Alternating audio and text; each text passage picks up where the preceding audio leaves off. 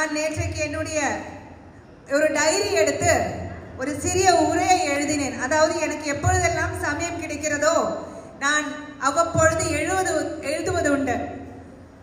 நான் கோயம்புத்தூரிலே பிறந்து கோயம்புத்தூரிலே வளர்ந்து நான் தமிழ் பெண்ணாக இல்லாமல் இருந்தாலும் கூட எப்பொழுதுமே நான் என்னை ஒரு மனதால் என்னை ஒரு தமிழச்சியாகத்தான் உணர்ந்துள்ளேன். காரணம், தமிழ் என்பது என்னுடைய உறுதியில், என்னுடைய உள்ளத்தில், என்னுடைய மனதில் அவ்வளவு ஆழமாக பதிந்த, எனக்கு 7 மொழிகள் பேசவும் எழுதவும் தெரியும். ஆனால் தமிழ் மொழி என்ற இந்த மொழி எனக்கு மிகவும் பிடித்த ஒரு மொழியாக இருப்பதால் எனக்கு சமயம் கிடைக்கும் பொழுதெல்லாம் நான் கவிதைகள் எழுதுவதுண்டு. இன்றைக்கும் சரி, நாளை மறுநாள் வரும் 12ஆம் தேதி வரை எனக்கு நிறைய பெண்கள் தினத்தையொட்டி எனக்கு ப்ரோக்ராம்ஸ் இருப்பதனால், நிகழ்ச்சிகள் இருப்பதனால் அந்த நிகழ்ச்சிகளிலே போய் கூறலாமே என்று ஒரு சிறிய எழுத்துரையை நான் எழுதியுள்ளேன்.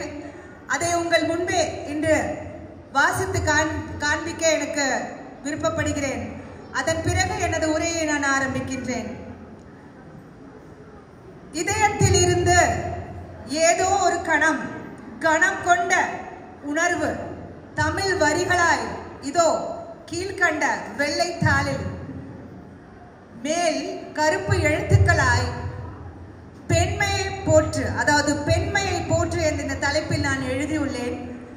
மங்கையாய் பிறப்பதற்கே நல்ல மாதவம் செய்திடல் வேண்டும் அம்மா கூறியவர் கவிமணி தேசிக விநாயகம் பிள்ளை. இந்த வரிகளுக்கேற்ப பெண்களாக பிறந்த நாம் அனைவரும் பெரும் பாக்கியத்தை பெற்று இந்த பூவுலகில் பிறந்துள்ளோம். புத்தியும் சக்தியும் அவளே, வெற்றியின் முழுமையும் அவளே. தாயாக, கருணை கடலாக, மனித குலத்தின் பெருமிதம் அவளே. அன்று அடுக்கலை கிளியாக மட்டுமே இருக்க பிறந்தவள் என்று எண்ணி இருந்தவர் பலர். இன்றோ பாரதி கண்ட புதுமை பெண்ணாக பறந்து சென்று நிலவில் கால் பதித்து வைப்பவளும் இவள்தான். விமானத்தை கூட பறக்கச் செய்பவள் இவள்தான்.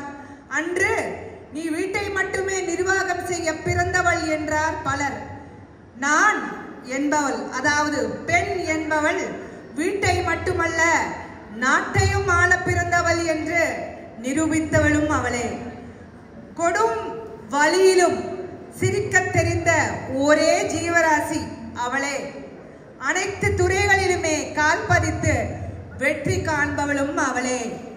அன்பு, அழகு, அறிவு, ஆற்றல், அர்ப்பணிப்பு இவைகளின் அடையாளம் அவளே.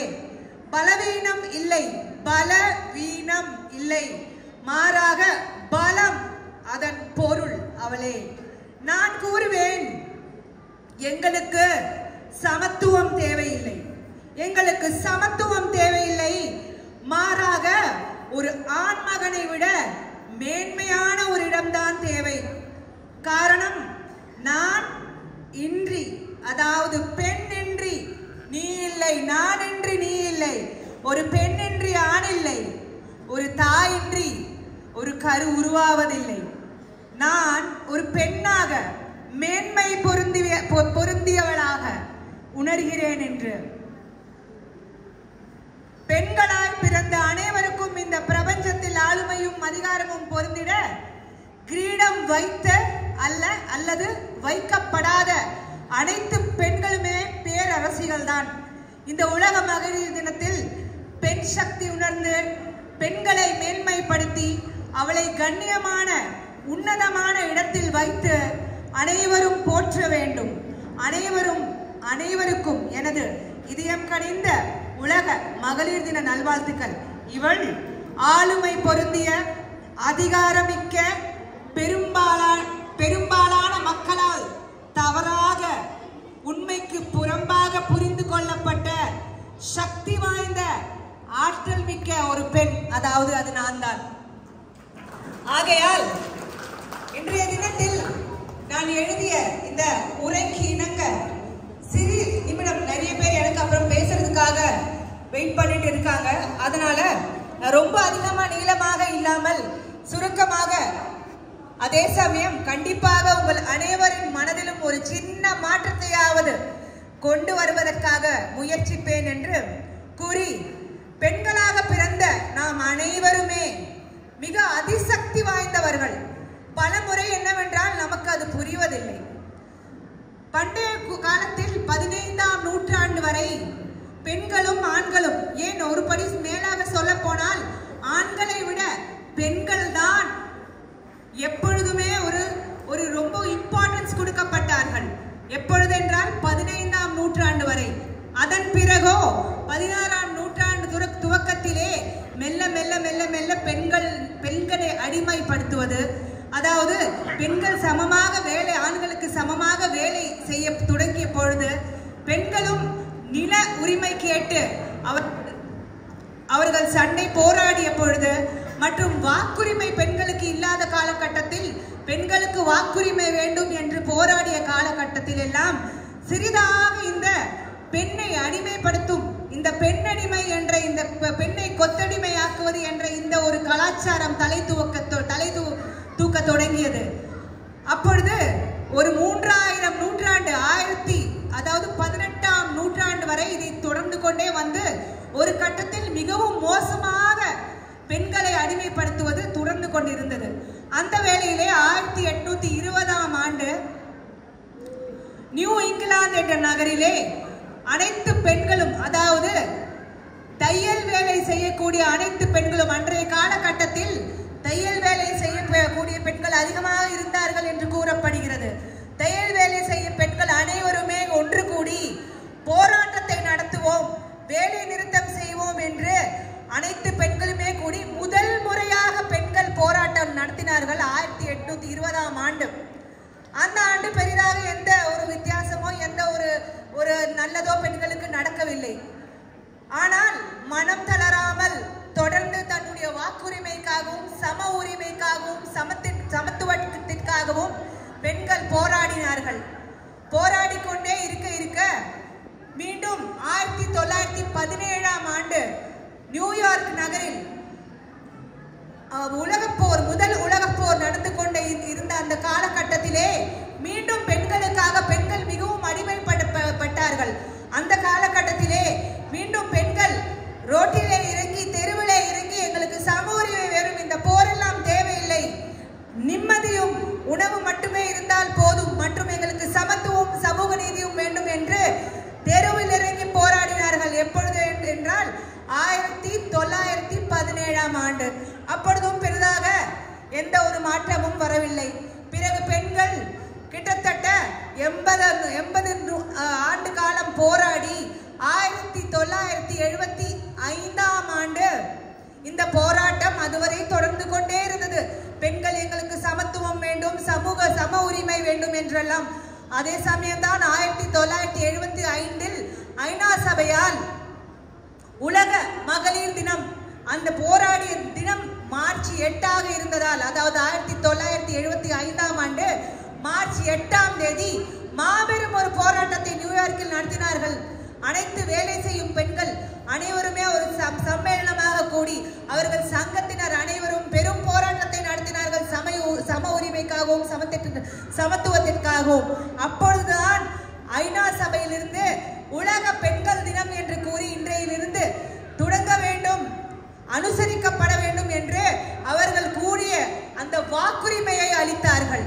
அன்றிலிருந்து 1975இலிருந்து இன்று வரை நாம் மார்ச் 8ஆம் தேதியானால் சர்வதேச மகளிர் தினத்தை கொண்டாடி வருகிறோம்.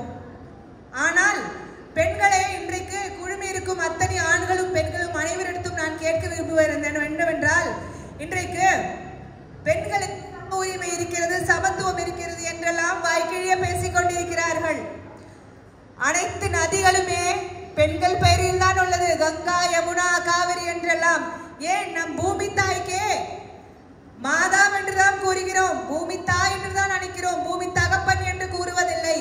நம் பாரத நாட்டிற்கே பாரத தந்தை என்று யாரும் கூறவில்லை, பாரத தாய் என்றுதான் கூறினார்கள். அதே போல் பெண்கள் அவ்வளவு பெரிய சக்தி படைத்தவர்கள் என்று அனைவருக்குமே தெரியும், இந்த பிரபஞ்சத்திற்கு தெரியும். ஆனால் 1975ஆம் ஆண்டு வாக்குரிமை கொடுத்து பெண்கள் தினமாக அனுசரிக்கப்பட்டாலும் இன்றைக்கும் கூட, ஏன் நேற்றைக்கு வந்த ஒரு தொலைக்காட்சி நியூஸ் சேனலில் எல்லாம் பார்த்திருப்பீர்கள். 9 வயது சிறுமியை பார்த்தீர்களா இல்லையா? 9 வயது சிறுமியை பலாத்காரம் செய்து 19 வயது சிறுவனும் ஒரு 50 வயது மதிக்கத்தக்க ஒரு கேடுகட்டவனும் 2 பேருமே கூடி ஒரு 9 வயது சிறுமியை பலாத்காரம் செய்து கட்டி வைத்து குப்பைக்குள் போட்டு அந்த சிறுமி காணவில்லையே என்று பெற்றோர்கள் தேடி 5 நாட்களுக்கு பிறகு அந்த சிறுமியின் சடலத்தை மீட்டுள்ளார்கள். இதுதான் பெண் உரிமையா? இதுதான் இன்றைக்கு பெண்களுக்கு கிடைக்கக்கூடிய உரிமையா என்று கேட்டு பல முறை நான் நிறைய சிந்தித்து பார்த்துள்ளேன். ஆனால் இப்படித்தான் இன்றைக்கு நிலைமை இருக்கிறது. பெண்களுக்கு சதவீதம் எவ்வளவு ஒதுக்கி தந்தாலும் பெண்கள் என்றால் ஒரு படி பின்னால் போய் இவள் தானே, இவளுக்கு என்ன மரியாதை தர வேண்டும் என்று அனைத்து துறைகளிலுமே இங்கு மாண்புமிகு நிறைய வழக்கறிஞர்கள், காவல்துறையை சேர்ந்த பெண்கள் எல்லாம் பார்க்கும் பொழுது பெருமை அடைகின்றேன். ஆனால் அனைத்து துறைகளிலும் நான் முதலாளியாக இருக்கும் பொழுது என்னால் போய் அதிகாரம் செலுத்த முடியுமே தவிர வேறு துறையில் போய் பார்த்தால் பெண்களை ஒரு படி கீழாகத்தான் பார்க்கிறார்களே தவிர பெண்களுக்கு சம உரிமை எல்லாம் தருவதில்லை. நான் என்ன கூறுவேன் என்றால் சம உரிமை எல்லாம் நமக்கு தேவையில்லை பெண்களே. காரணம் நாம் சமமாக ஆண்களுக்கு இங்கே உள்ள அனைத்து ஆண்களிடத்தும் நான் கூறிக்கொள்கிறேன்.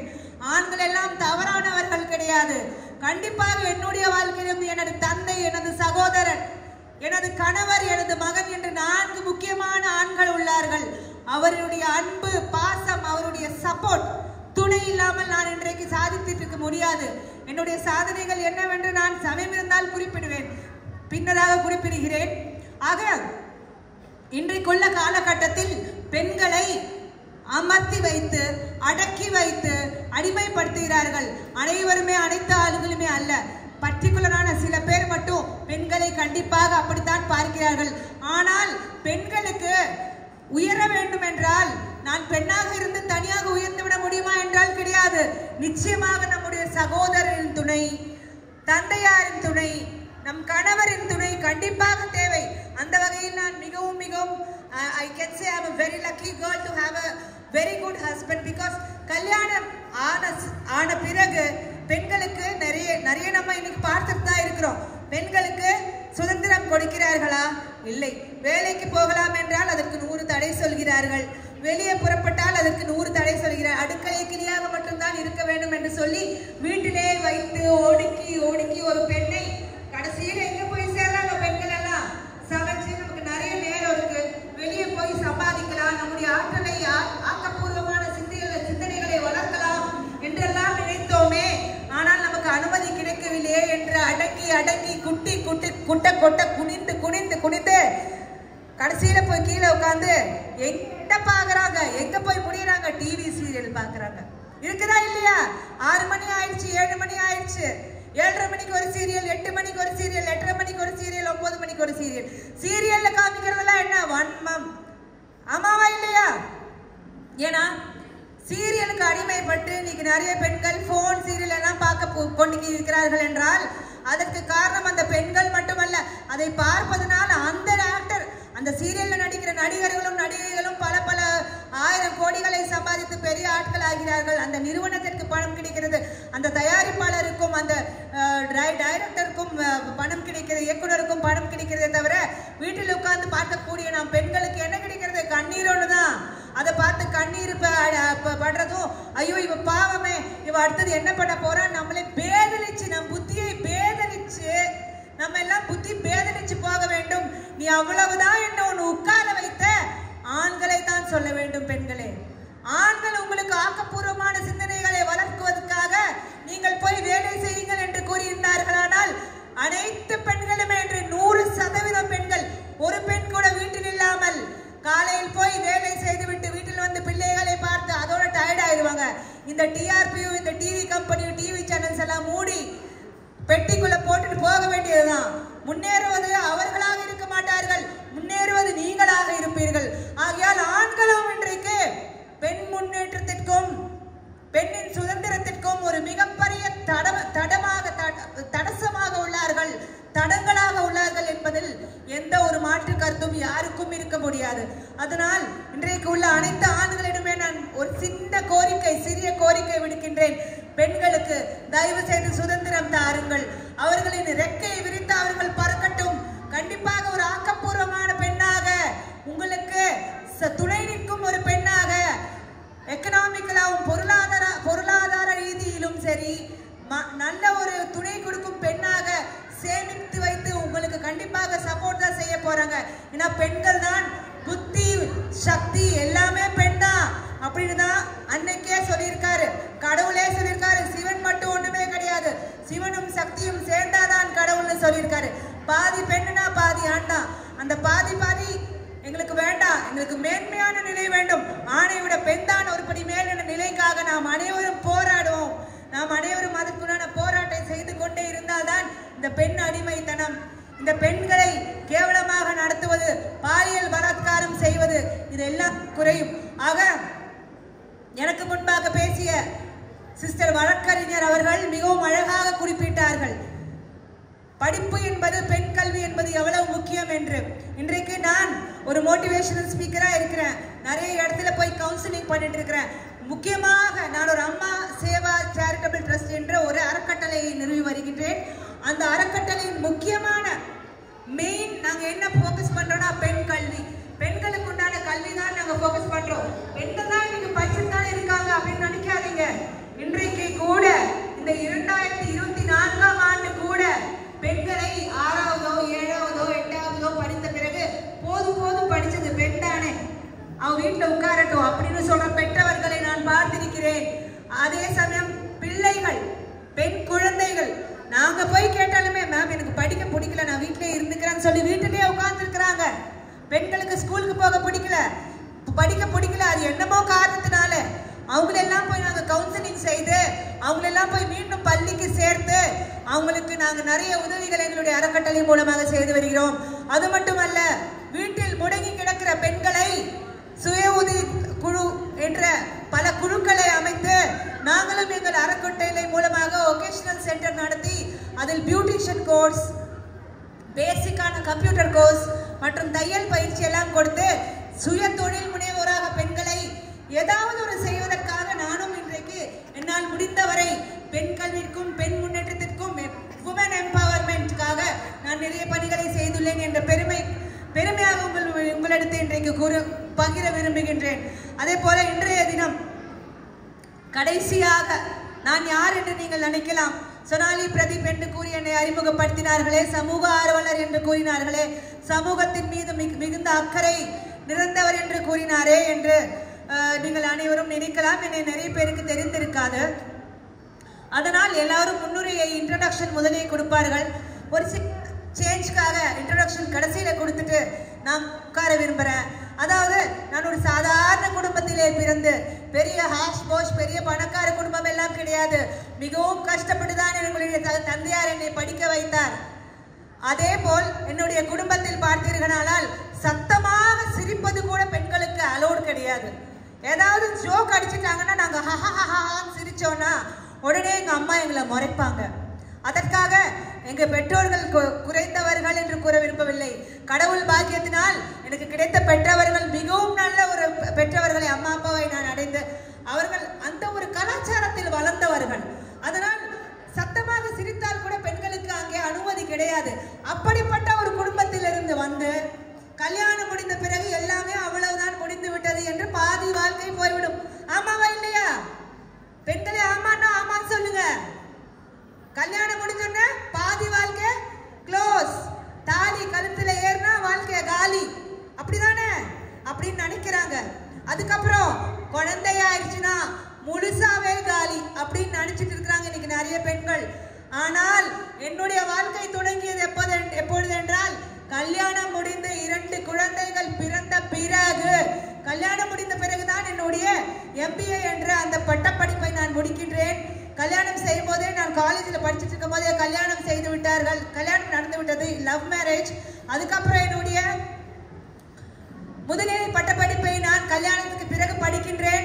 அதன் பிறகு 2 குழந்தைகள் ஆகிவிட்டார்கள். 2 குழந்தைகள் பிறகு என்ன, 106 கிலோ வெயிட் போட்டு ரொம்ப குண்டா இருந்தேன். என்னால உட்கார்ந்தா எந்திரிக்க முடியாது, எந்திரிச்சா உட்கார முடியாது.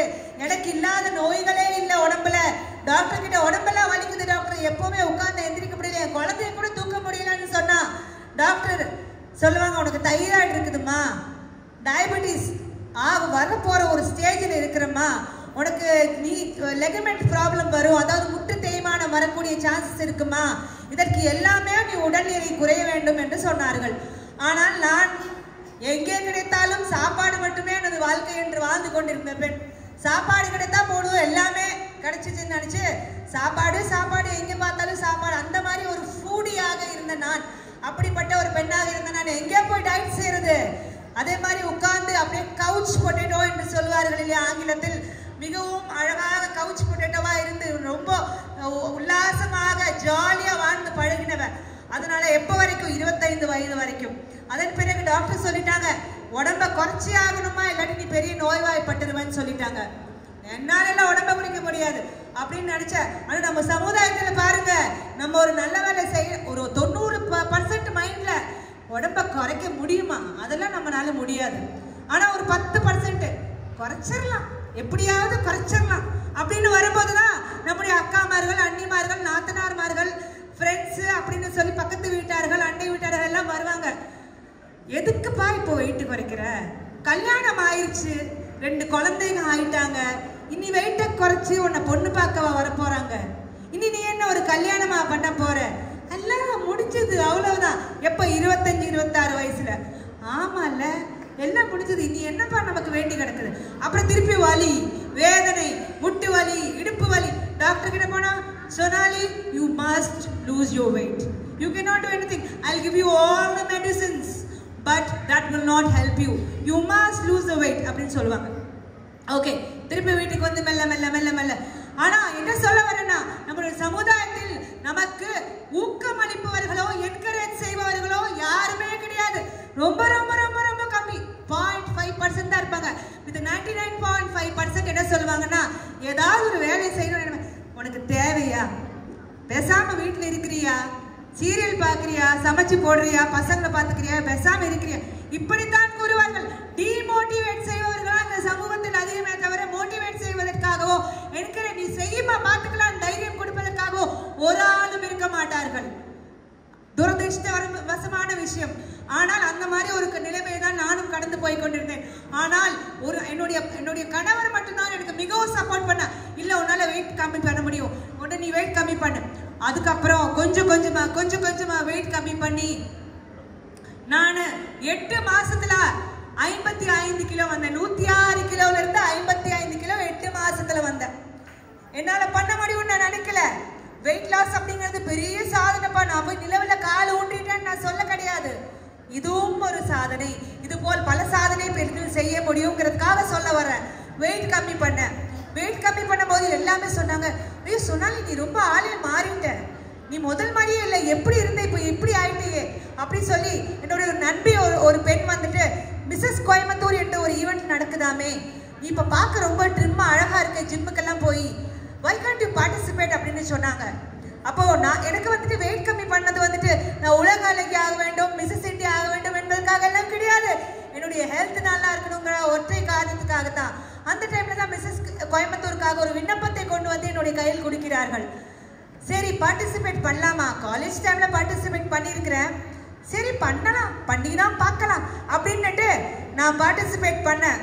அப்பொழுதுதான் எனக்கு புரிந்தது, மேடை ஏறுவது என்பது ஒரு போட்டிக்காகவோ ஒரு பரிசுகளையோ ஒரு பதக்கங்களையோ வெல்வதற்காக கிடையாது. மேடை ஏறுவது உங்கள் நம்பிக்கையை மெருகூற்றும். பெண்களான நீங்கள் எப்பொழுதாவது உங்களுக்கு மேடை ஏறக்கூடிய வாய்ப்பு கிடைத்தால் கண்டிப்பாக அதை பயன்படுத்திக் கொள்ளுங்கள். மேடை ஏற ஏற ஏற it will enhance, enrich, empower your beauty and personality.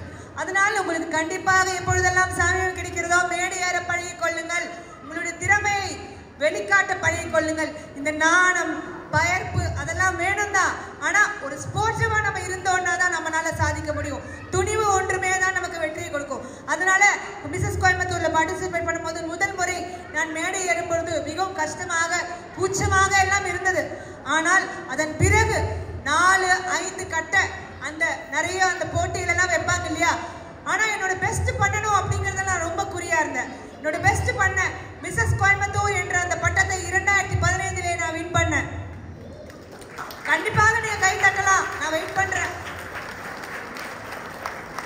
So இது வந்துட்டு நான் மிஸ்ஸஸ் கோயம்புத்தூர் ஆகிறதுக்காக ஒல்லியோ வெயிட் ஸ்லிம் ஆகணும்னு சொல்ல வரல. நம்மளால் நினைத்தால் எதுவும் சாதிக்க முடியும் என்பதற்காக சொல்ல வந்தேன். அதன் பிறகு 2017 மிஸ்ஸஸ் தமிழ்நாடு என்ற பட்டத்தில் எனக்கு அந்த ஒரு ஓப்பனிங் இருந்துச்சு. போய் பார்ட்டிசிபேட் பண்ணேன். ஐயோ மிஸ்ஸஸ் தமிழ்நாடு இன்னும் பெரிய லெவலா இருக்கும் முடியுமான்னு நினைச்சேன். ஆனா என்னோட பெஸ்ட் மட்டுமே அங்கேயுமே கொடுத்தேன். மிஸ்ஸஸ் தமிழ்நாடு அங்கேயுமே நான் வின் பண்ணேன். 2 நிமிஷத்துல முடிச்சிட்டேன். அதுக்கப்புறம் 2020 Mrs India Universe, 2021 Mrs Queen of Asia என்ற பட்டங்களை வென்று இன்றைக்கு மோட்டிவேஷனல் ஸ்பீக்கராகவும் தன்னம்பிக்கை பேச்சாளராகவும் உங்கள் முன்னால் அனைவரின் முன்னால் நான் நிற்கிறேன். இதெல்லாம் ஏன் சொல்கிறேன் என்றால், ஒரு பெண் நினைத்தால் எது வேண்டுமானாலும் சாதிக்க முடியும் என்பதற்கான ஒரு சிறிய எடுத்துக்காட்டாக என்னை நீங்கள் எடுத்துக்கொள்ளலாம். ஆக நீங்கள் அனைவருமே நம்பிக்கையோடு துணிவோடு, என்னை விட்டால் ஸ்பீக்கரா 1 மணி நேரம் கூட பேசுவேன். ஆனா எனக்கு டைம் இல்லைன்னு சொல்லிட்டாங்க. அதனால உங்க கூட எல்லாம் என்னுடைய கருத்தை நான் இன்றைக்கு பகிர்ந்தமைக்காக மிகவும் மிகவும் மிகவும் மகிழ்ச்சி அடைகிறேன். ஆக இந்த மங்கையர் தினத்தில் நம் சக்தி என்னவென்று புரிந்து நம்ம அனைவரும் துணிவாக ஒரு படி முன் சென்று சாதிக்க பிறந்தவர்கள் என்று நீங்கள் அனைவருமே சாதித்து நீங்கள் ஒரு பெரிய லட்சியத்தை கொண்டு வாழுங்கள் என்று கூறி இந்த அருமையான வாய்ப்பு